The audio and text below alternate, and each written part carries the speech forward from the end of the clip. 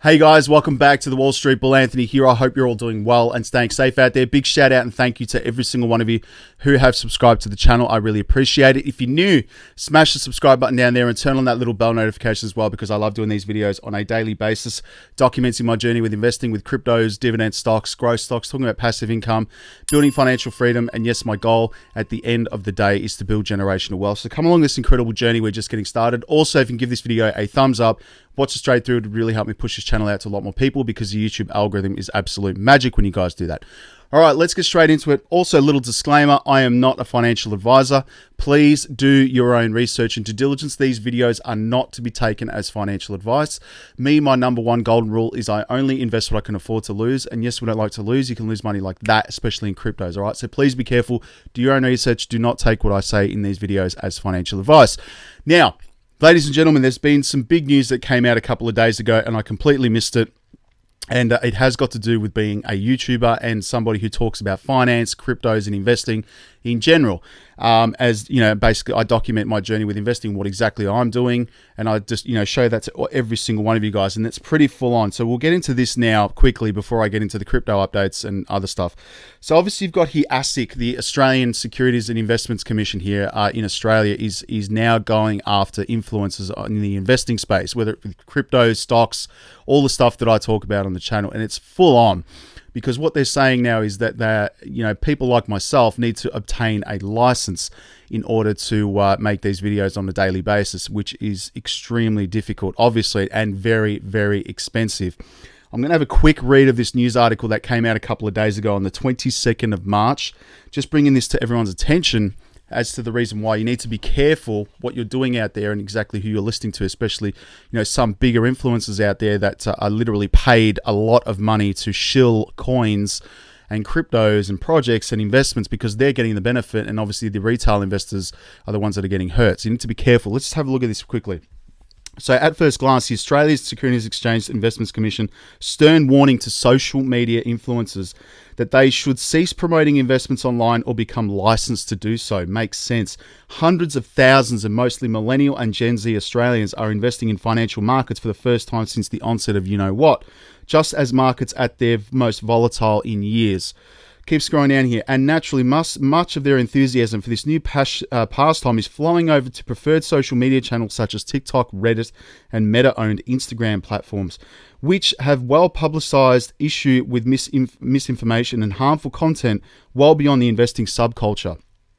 Some savvy young people have worked out that they can earn decent crust by combining the two and providing information or advice investing in their peers, to their peers online, which is, pretty much what I do. So, known as an influencer, a handful of these popular commentators, not naming names, can pocket 5 to 6 figure salaries from promoting financial projects or fees from paying subscribers that dig their content. Now, just pointing this out, I have never been paid, and I will not do this to you guys because you guys are like family. I treat everyone as if they're like family. I have never been paid to talk about a crypto investment or project. That is the truth. Never. I obviously would never do that to people as well. I get so many offers literally on a daily basis to, get paid to talk about a crypto project. I just didn't ignore them straight up. So my point I'm trying to make is you need to be very careful, because a lot of influencers out there are paid, especially YouTubers, because there is a big audience here. They are paid to talk about crypto projects, to their followers and fans, and they are the ones that are getting the benefit. And most of the time, these projects could be rug pulls, which is extremely dangerous for the investor. So I would never do that. Also, I don't ask people to join up to pay for memberships or courses and all that kind of stuff. So again, ASIC now, the Australian regulator, is coming after all us Australian YouTubers. So it's pretty full on, guys. So again, pretty scary stuff when you think about it. So this is all happening right now. And it's pretty devastating here. So obviously over the past 2 years, the cost of obtaining professional financial advice have skyrocketed by a third to a median annual fee of $5,000, according to the Financial Services Council. Overwhelmingly, this unfortunate scenario in which important social need is unable to be met by the only industry legally able to provide it. It is the result of a decade of new rules and regulations introduced and since the damning Hayne Royal Commission. So basically, I think from this regulation here, what they're trying to do is stop, younger people that watch my channel as well, just get some ideas and, do their own research, of course, but into investing. So they're trying to hinder that, which is very, very full on. So, the cost of getting a financial advisor, I'm not a financial advisor, but just in general, the cost of obtaining one is significant, guys. So again, I think it's bad that they're doing this. And it's major because it's going to affect a lot of influencers and people on YouTube, but I mean, the good ones anyway. So just bear that in mind that this is happening right now, and that article came out 2 days ago. Anyway, pretty scary stuff, guys. But anyway, I'm going to go and have a look at Coinspot to see what the price is doing. This is where I buy my cryptos in Australia. Obviously, there is a referral link below, but please do your own research and due diligence. Let's have a look here, guys. Bitcoin's sitting at $59,000 right now. It is almost at the 60K, which is really nice.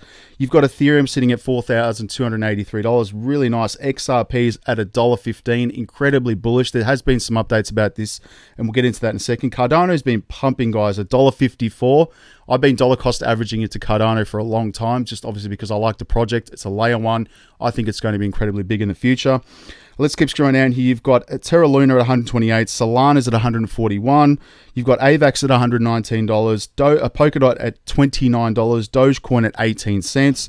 You've got Matic at $2.23. You've got Kronos at 61 cents, Cosmos at $40, Near Protocol 17.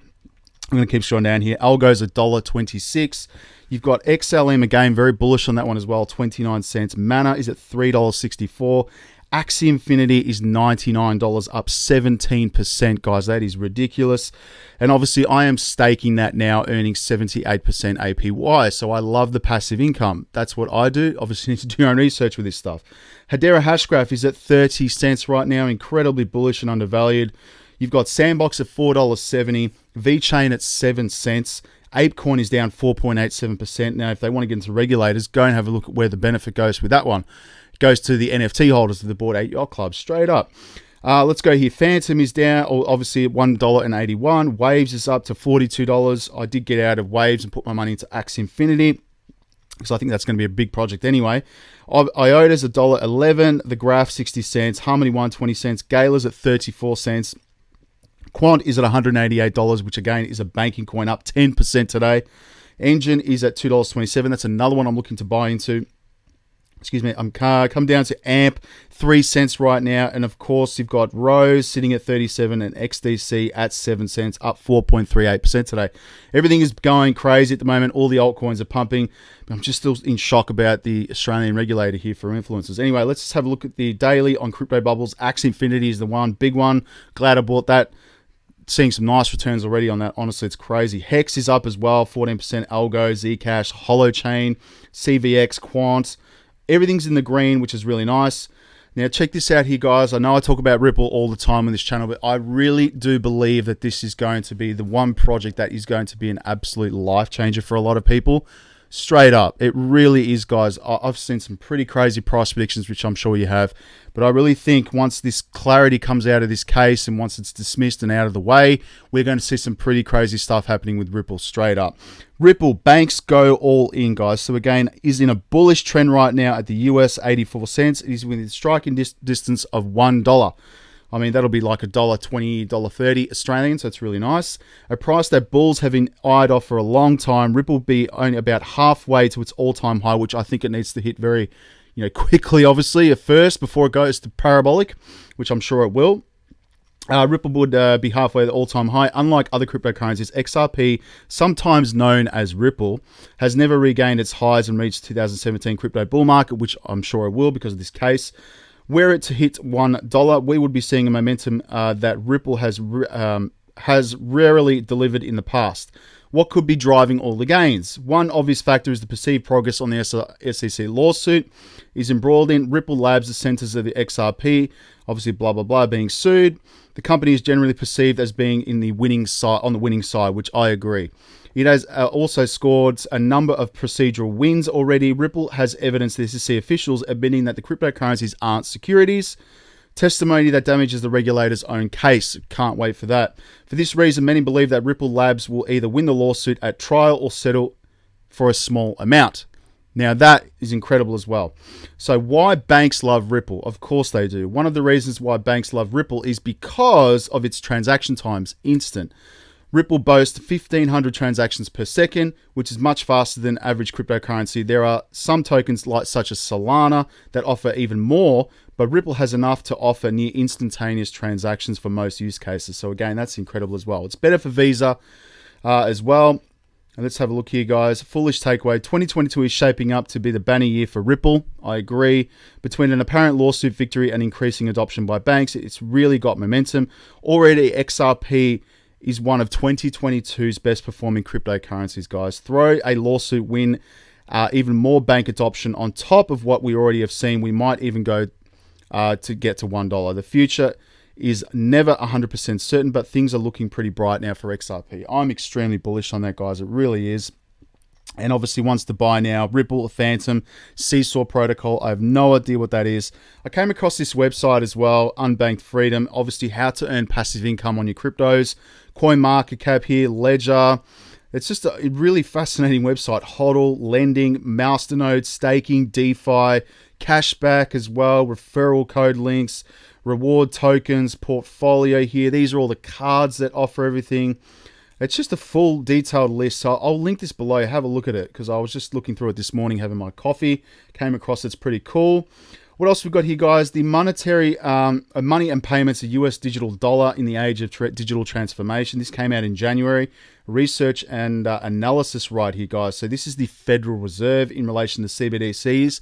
I think they are going to be a very big part of this year. It is all happening, guys. Again, ISO 222 coins, CBDCs. November is going to be coming when the switch is going to be flipped to ISO 222, guys. I mean, this is all tied together.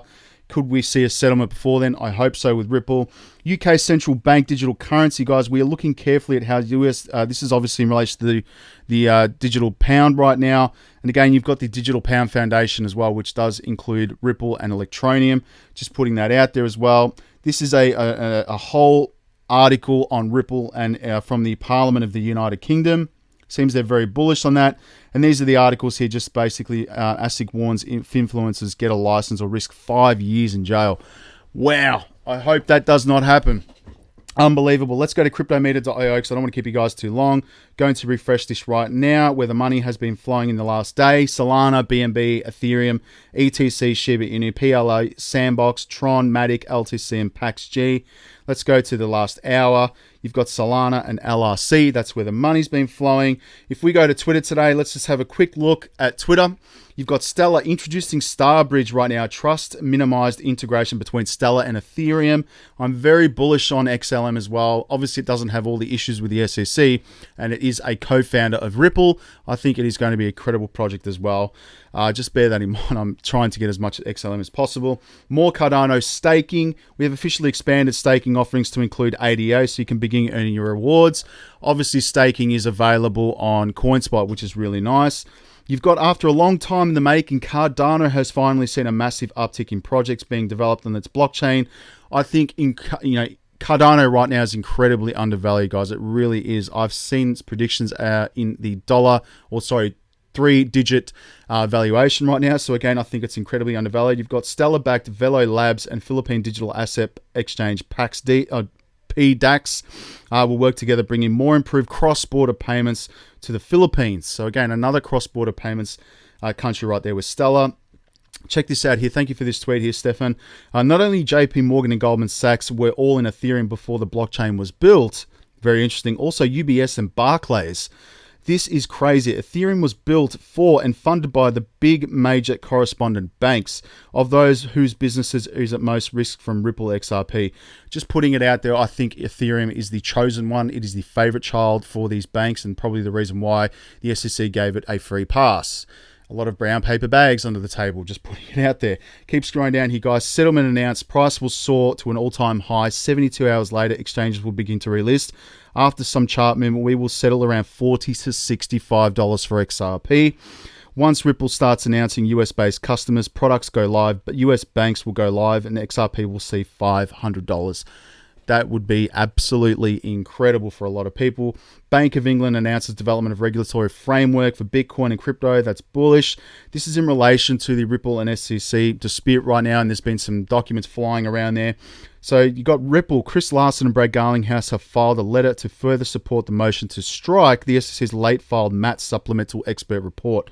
Obviously, this is full on, guys. So again, thanks, Bill, for this tweet. Thanks, James. Ripple asked the court to sanction the SEC this time for a late attempt to file the new report of the Dr. Metz in breach of the rules. Good to see enough is enough. Hopefully, this extension, obviously this judge tells the SEC and orders them to produce these internal documents and starts telling them what to do, basically, because they're getting away with a lot of stuff right now. SEC asked court permission to redact documents the agency is compelled to produce. Obviously, they don't want to produce them, guys, because they're going to lose the lawsuit. That's just facts right now. Goldman Sachs website is now featuring cryptocurrencies on its homepage. I haven't looked at that, but pretty cool. You've got here ExxonMobil, the largest US oil producer, is using excess gas to power Bitcoin and crypto mining. I am an investor in ExxonMobil. It's one of my biggest stock holdings for dividends. Unbelievable. Now, this is what I was going to show you yesterday. The XDC, I'm losing my words. XDC community have updated the rich list right here. You can see right here accounts. Obviously, the biggest ones here is 746. Obviously, no XDC. Obviously, goes straight up here. If you're holding 5,000, 10,000, 25,000, 50, 100, 1 million XDC, you start getting up to whale status right here. And the top holder has got obviously a billion XDC. And you've got here that the whale ranking is a Kraken. That'd be pretty cool as well. So blue whale, orca, whale shark, dolphin, swordfish, tuna, jellyfish, minnow. I have no idea what that is. So let me know in the comments what you think it is. Shrimp and plankton. So I'd like to be sitting around the swordfish, swordfish or dolphin level would be perfectly fine for me. It really would. And you've got interesting, the SEC legal, this is what I wrote here. Interesting, the SEC legal papers reveal R3 Ripple settlement was more than $240 million. So I'm just wondering, obviously this was in relation to the R3 lawsuit, but imagine if they settle for that kind of an amount of money with the SEC.